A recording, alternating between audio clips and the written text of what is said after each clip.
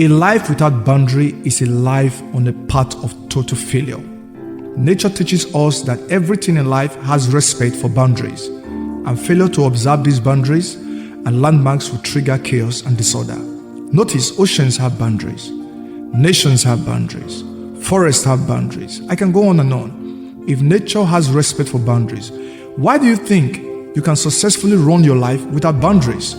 By the way, by boundaries, I mean the limits we place on the people in our lives as to how far they are allowed to interact with us or interface with us or interplay with us. The whole idea is to protect yourself from allowing people to project on you their dysfunctions and inappropriate behaviors. Please understand that not everyone is needed in your inner circle of friends. I have often argued that there are people that come into your life or certain people that come into your life and your life will experience a boom, like the presence of Joseph in Potiphar's house or the presence of Jacob in Laban's house. And there are also other people, when they come into your life will experience a doom, like Alexander the coppersmith in the life of Paul the apostle or the friends of Rehoboam in his life. Some people you need to keep at an acquaintance level for as long as you will ever know them. It is not that you are hateful, it's not that you are proud, it's not that you are judgmental, it's just simply observing the principle of setting healthy boundaries and taking complete ownership of your life.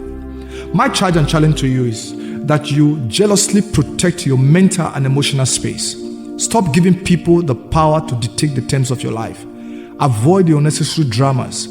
People create sometimes just to make you feel guilty for not making or meeting their needs or their demands, and as a result, they begin to attack you. I want you to know that a lot of the things that people do to you in life, they actually have nothing to do with you. The good, the bad, and the ugly.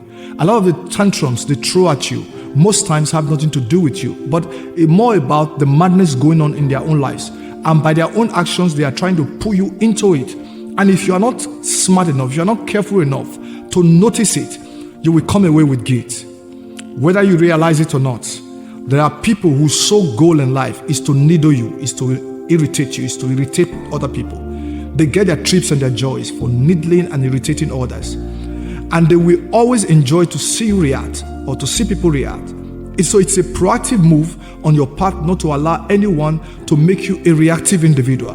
When you are a reactive individual, you give up complete control of yourself. You give up complete control of your life. Boundary will help you to ward off and wall out negative injecting people out of your life.